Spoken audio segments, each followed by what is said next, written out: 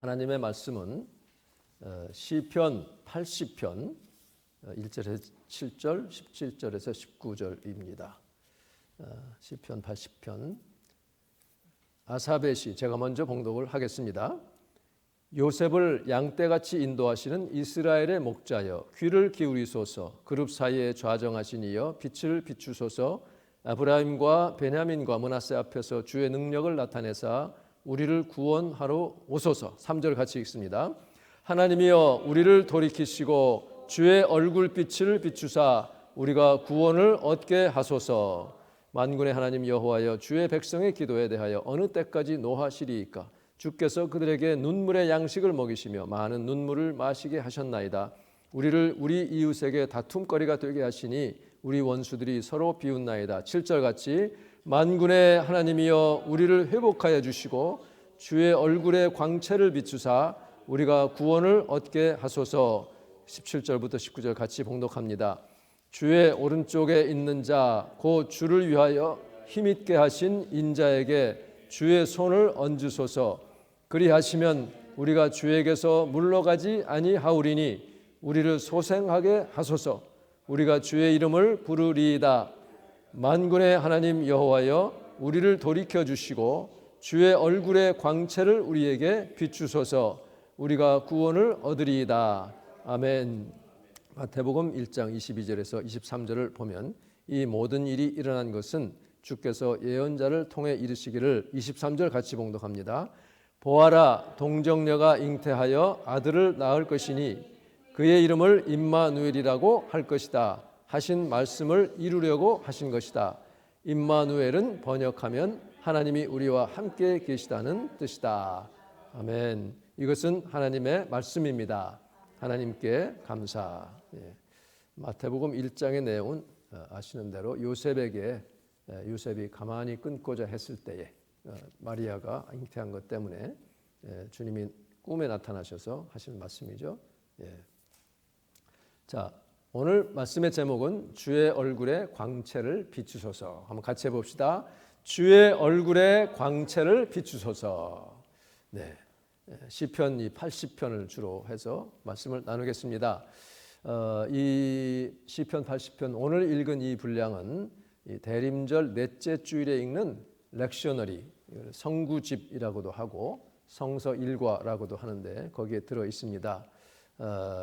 이 렉셔너리는 이제 네 부분으로 항상 구성이 되죠. 구약 성경, 그다음에 두 번째는 시편을 따로 하고, 그다음에 서신서, 그다음 네 번째는 복음서, 이렇게 네 부분을 읽는 것이 이제 렉셔너리, 그 성서 일과입니다. 신약의 두 군데, 구약의 두 군데 이렇게 읽습니다. 근데 오늘 이 시편 80편은 눈물을 많이 흘린 사람의 시입니다. 국가적인 재난, 곤란한 지경, 위기를 맞이해서 눈물을 흘리면서 하나님의 도우심, 또 구원을 간구하는 탄원시예요. 그래서 시편을 여러분이 보시면 150편이 있잖아요.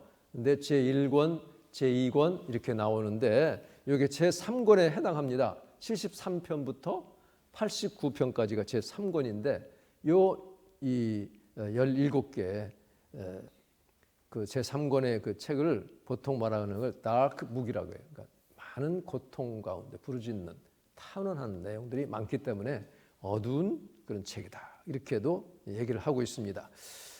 이게 구약 예언자 가운데에 눈물을 제일 많이 흘린 예언자가 누구예요? 눈물의 선지자 예레미야. 그렇죠?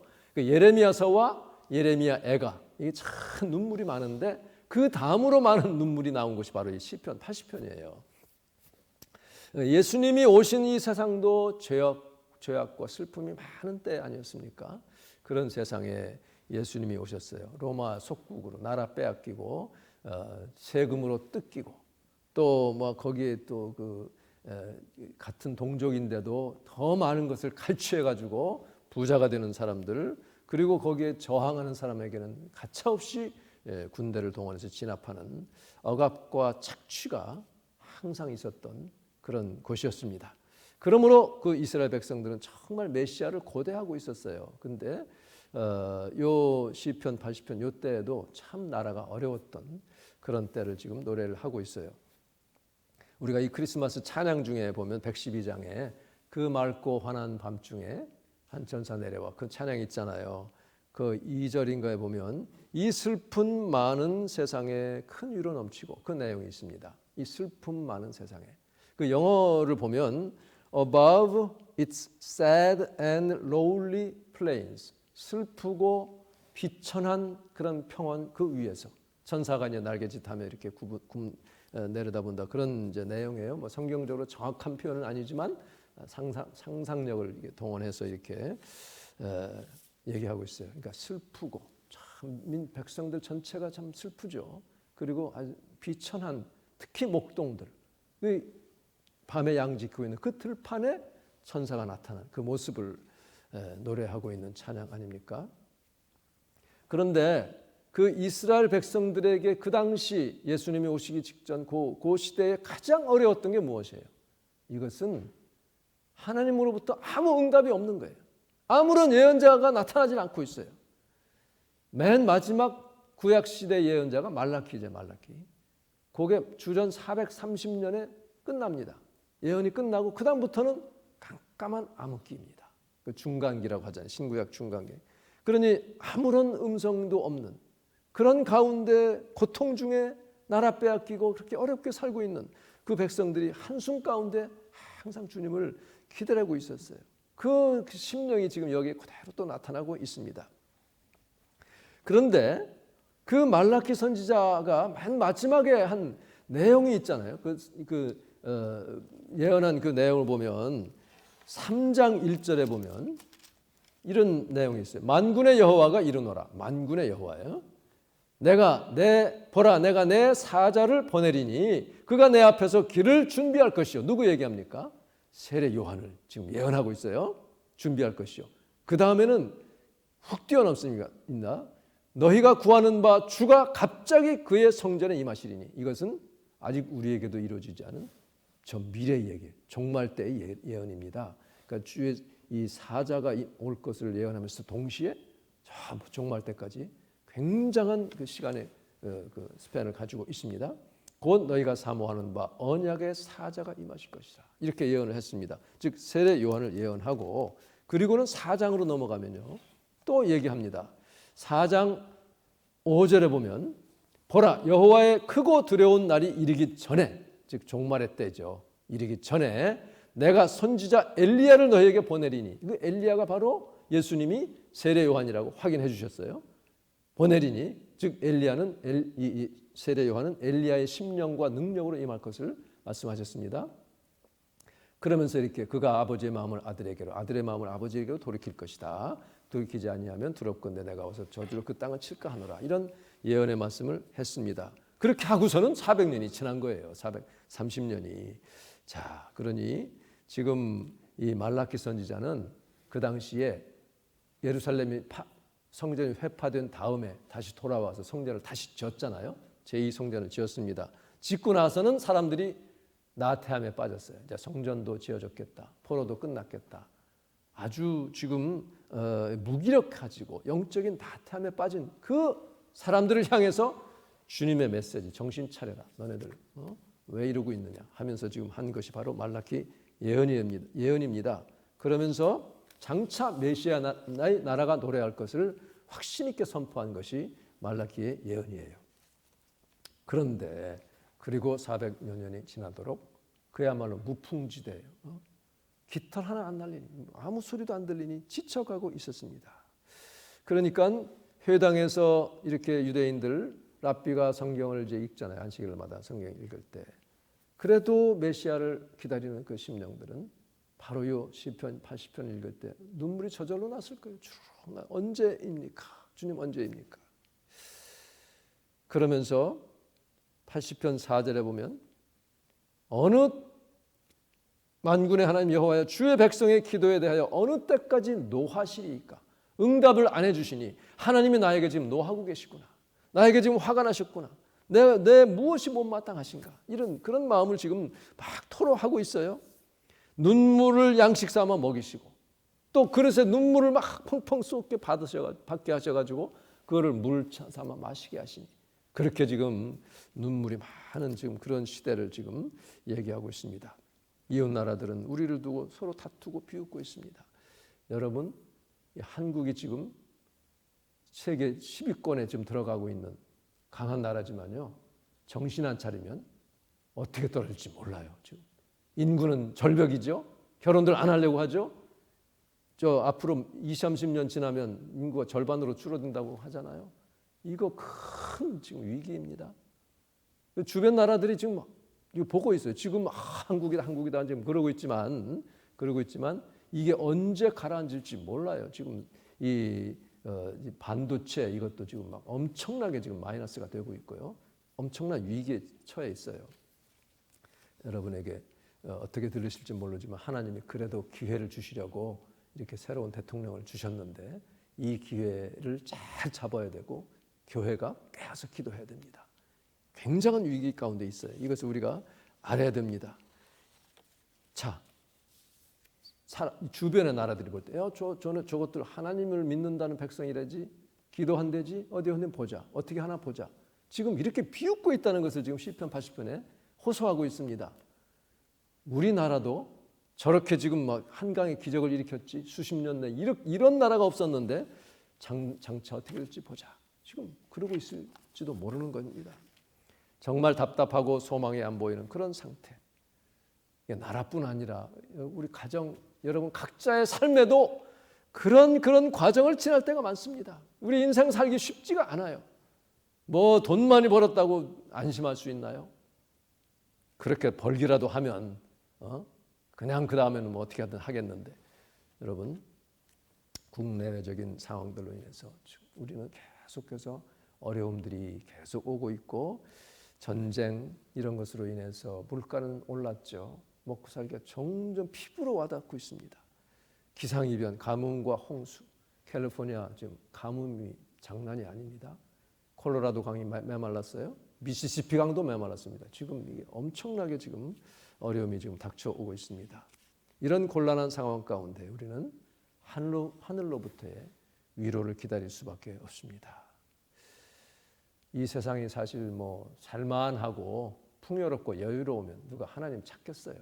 여기가 좋사오니 그러고 있을 거 아니에요? 그러니까 오히려 이렇게 어려움 가운데 처하게 하신 하나님께 역으로 우리는 또 감사해야 될지도 몰라요. 하나님 이렇게 어렵게 하셔서 기도하게 하시니 감사합니다. 그러면서도 우리는 정말 주님이 이 문제들을 해결해 주시기를 간절히 기다리고 있지 않습니까?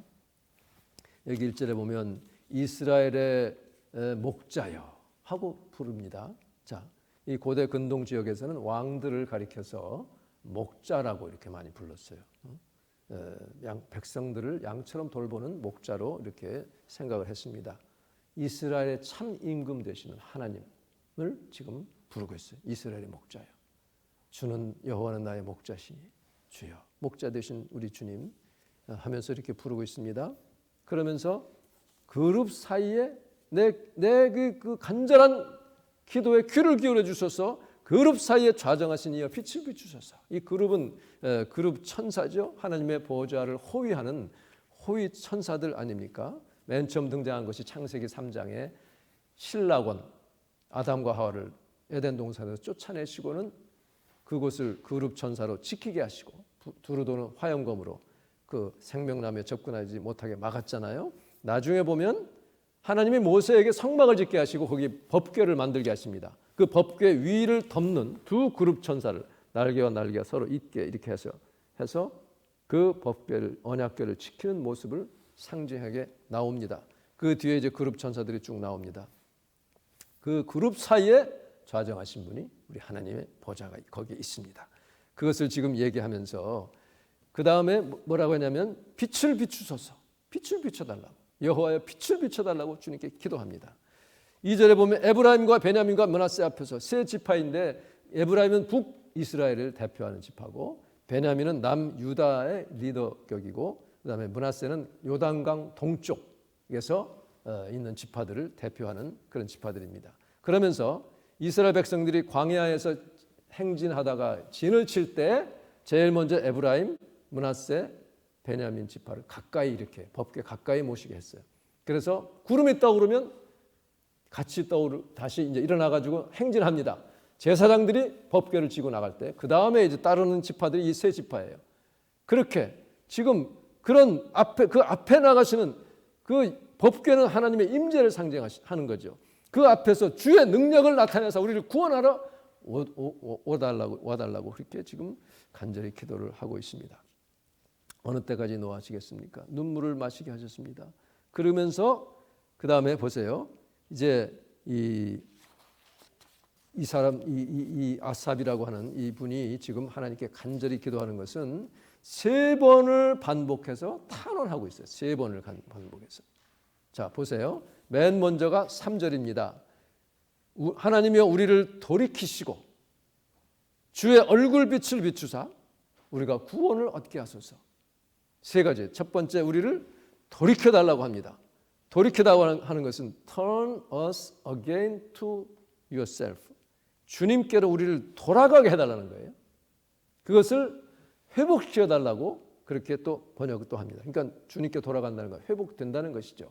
그럼 주님께 온전히 돌아가기 위해서 정말 회개하는 심령으로 기도하는 거예요. 주님 앞에 다시 나를 돌이켜 주옵소서. 그 다음에는 우리에게 얼굴빛을 비춰달라고 기도하는 것입니다. 하나님께서 우리에게 얼굴빛을 비춰주시면 문제는 해결되는 것이고 우리의 길은 열려지는 것입니다. 주님의 복이 있고 평강이 있습니다. 우리의 심령도 이렇게 만군의 하나님 내게 주의 얼굴빛을 비춰달라고 기도하는 심령이 되기를 바랍니다. 그런데요, 여기서 참 재미있는 것은 3절에 나오고 그 다음에 7절에 똑같이 나오고요. 맨 마지막 19절에 나와요. 3번에 걸쳐서 반복되어 나옵니다. 그런데 여기서 이 시편 기자가 하나님을 부를 때에 그 이름이 하나씩 추가가 돼요. 3절에 보면 하나님이여 그랬어요. 하나님이여. 한번 같이 해봅시다. 하나님이여. 예. 엘로힘. 이 엘로힘은 태초에 하나님이 천지를 창조하십니다. 창세기 1장 1절에 나오는 그 하나님의 칭호입니다. 히브리 말로 브레시트 바라, 태초에 창조하셨다. 엘로힘, 하나님께서 하면서 하늘과 땅을 창조하셨다고 하는 그 바로 하나님에 대한 가장 일반적인 호칭이에요. 자, 그 다음에 7절에 보면 하나가 붙어요. 뭐가 붙어요? 만군의 하나님이라고 그랬습니다. 만군의 하나님.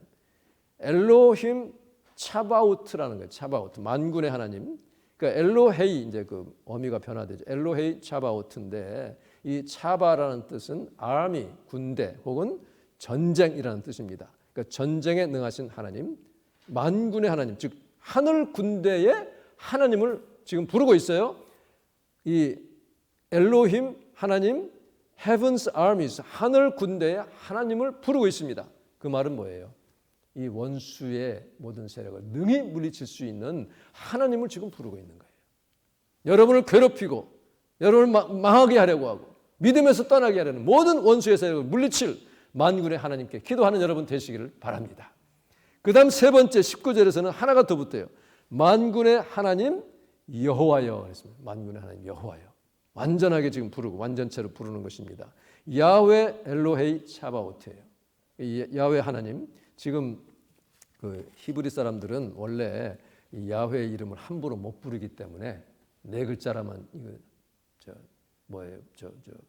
자음 4글자만 해가지고 이걸 가지고 이제 우리가 할 때 여호와다 아니면 야훼다 이렇게 이제 부르고 있잖아요. 그러니까 이 사람 그래서 영어 성경은 다 더 롤드로만 돼 있어요. 롤드 대문자 롤드로 주여. 그래서 지금 새로 번역한 성경책들은 전부 만군의 주여, 주 여호와 이렇게 여호와라는 이름을 다 뺐어요.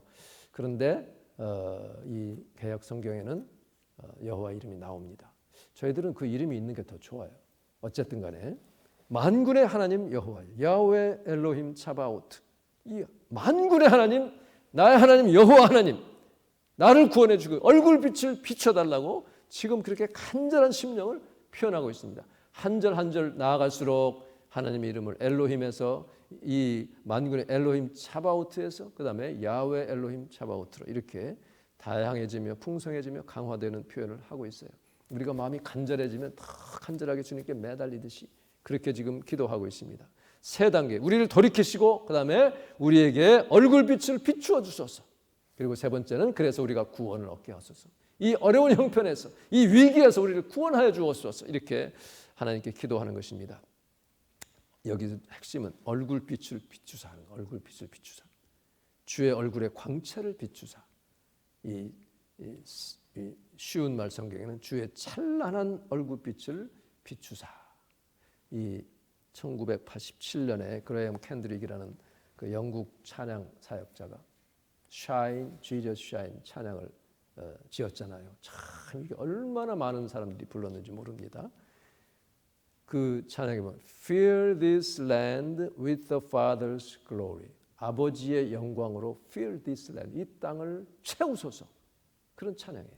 주님의 얼굴 빛을 비춰주시면 주의 영광빛으로 이 땅이 채워진다는 말씀이에요. 주의 영광빛을, 얼굴빛을 나에게 비춰주셔서 내 심령 전체가 주님의 영광으로 채워지게 하옵소서. 이런 간절한 기도 주님께 드리면 하나님이 들어주실 줄로 믿습니다. 이 연말 다 된 이때에 주여 언제 이것을 들어주시겠습니까? 주님 내 기도를 주여 응답하여 주옵소서. 내게 언제까지 지금 노해 계십니까? 하나님이여 내 기도를 응답해 주옵소서. 간절히 기도하는 여러분 되시기를 바랍니다. 그래서 민수기에도 보면 6장 24절부터 26절까지 제사장의 축복 기도가 있잖아요. 여호와는 내게 복을 주시고 너를 지키시기를 원하며, 그 다음에 25절에 보면 여호와는 그의 얼굴을 내게 비추사 은혜 베푸시기를 원하며, 그의 얼굴을 내게 비추사. 하나님 얼굴빛을 내게 비추어 주옵소서. 은혜 베풀어 주시고 나를 지켜주시고 나에게 평강 주시고 주여 응답하여 주옵소서. 이렇게 기도 우리가 참 하면 하나님은 반드시 들어주실 것을 우리는 분명히 믿습니다. 여기 보면 이 민수기 6장 25절 그의 얼굴을 내게 비추사 make his face shine on you. 그 크리스천 스탠다드 바이블에 그렇게 나오는데 그 80편에 나와 있는 그 그대로예요. 거의 그대로. Make your face shine on us. 우리에게 얼굴빛을 비추어 주옵소서. 그렇게 지금 기도합니다. 그래서 26절에 여호와는 그 얼굴을 내게로 향하여 드사 평강 주시기를 원하노라. 복을 주시고 지키시고 평강 주시기를 원하는 그런 심령의 기도 하나님께서는 반드시 들어주실 것입니다. 그래서 이 시편 기자는 이렇게 주님 그 빛을 우리에게 비춰주셔서 우리가 구원을 얻게 하소서. 주님의 얼굴빛을 비춰주시면 내가 구원을 얻을 수 있겠나이다. 내가 이 어려운 형편에서 지금 벗어날 수 있도록 주님께서 내게 비춰줄 것을 말씀하고 있어요. 근데 이 얼굴의 광채 과연 하나님이 광채를 비춰주셨어요? 그것이 바로 예수님의 초림입니다.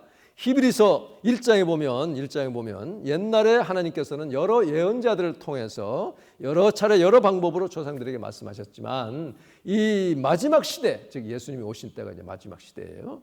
이르러서는 자기 아들을 통해 우리에게 말씀하셨습니다. 이렇게 얘기합니다. 그 하나님께서는 그 아들을 만물의 상속자로 세우시고 그를 통하여 온 세상을 창조하신 분이다. 예수님이 요한복음 1장 2절에 나온 것처럼 만물이 그로 말미암아 창조가 되었다고 그렇게 말씀되어 있죠. 그러면서 히브리서 1장 3절에 보면 그 아들은 하나님의 영광의 광채이시고 그랬어요. 참 놀라운 말씀 아니에요? 그 아들은 예수 그리스도는 하나님의 영광의 광채라는 거죠. 그 얼굴의 광채로 지금 이 땅에 오셨다는 거죠. 그리고 그 본체의 형상이다. 그 본체의 모습 그대로 오신 분이 바로 예수님이라고 지금 그렇게 말씀하고 있습니다. 이스라엘에 430년 동안 아무 음성도 들리지 않고 아무 예언자도 없던 그 어느 날 광야에 희성고 같이 나타난 존재가 세례 요한이잖아요. 예언한 대로. 근데 그 요한이 태어나기 전에 그 헤럴드 천사 가브리엘이 요한의 부모될 그 사가랴와 엘리사벳에게 나타나지 않습니까? 그래서 바로 그때부터 하나님이 구원의 손길을 구체적으로 펼치기 시작을 했습니다. 말라기 4장 5절에 주의 크고 두려운 그날이 이르기 전에 예언자 엘리야를 너에게 먼저 보내겠다 한 대로 엘리야가 과연 왔습니다. 그래서 회복하게 하는 주여 우리를 아버지의 마음으로 회복시켜 주옵소서. 그 기도가 지금 응답이 되고 있는 것입니다. 광채를 비춰 주옵소서. 그 하나님의 영광의 광채 되신 예수님이 오셨어요. 이게 2000년 전의 일입니다. 주님, 우리로 하여금 그 광채를 받고 하나님께로 돌이키게 하시고 구원하여 주옵소서. 오늘 우리의 형편을 주님 살펴주시고 하나님의 응답을 내려주옵소서. 그런 간절한 기도 하나님께서 응답해 주시는 것입니다. 그래서 그 당시 세상은 알지를 못했잖아요. 몇몇 사람만, 목자들만 알고 아주 몇몇, 오히려 저 동방의 이방인들 박사들이 알아보고 찾아왔는데 이제 주님이 다시 오실 때는 전 세계 모든 무릎이 예수님 앞에 꿇게 될 것입니다. 처음 오실 때는 우리 죄를 대신 지시기 위해서 십자가에 죽으시기 위해서 저 낮고 천한 그런 곳에 오셨지만 다시 오실 때는 그를 안 믿던 사람이라도 배척하던 사람일지라도 그냥 저절로 알아보게 되는 거예요. 무릎을 꿇지 않을 수 없어요. 자기 죄를 다 그냥 쏟아내고 심판을 받게 됩니다. 그러나 우리 주님을 믿는 자들은 주님의 얼굴에 광채를 입고 그 예수님과 함께 영원한 하늘나라에서 복락을 누리게 될 줄로 믿습니다. 그 영광, 주의 영광 빛나니 할렐루야. 그 찬양, 또 130장에 보면 찬란한 주의 영광은 영원히 빛날 광채요. 주님 오신 것이. 참 빛을 비춘 예수는 생명의 빛이 되신다. 그 영광의 광채 되신 예수님을 우리에게 보내주신 하나님께 감사를 드립니다. 보라, 처녀가 잉태하여 아들을 낳을 것이니 그 이름을 임마누엘이라고 부를 것이다.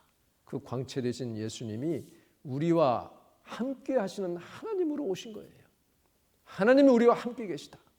그 함께 계시는 임마누엘 하나님은 이제는 성령을 통해서 우리 심령에 함께 계십니다. 찬양하는 여러분, 기도하는 우리의 심령 속에 빛으로 오신 그 예수님을 마음껏 환영합니다.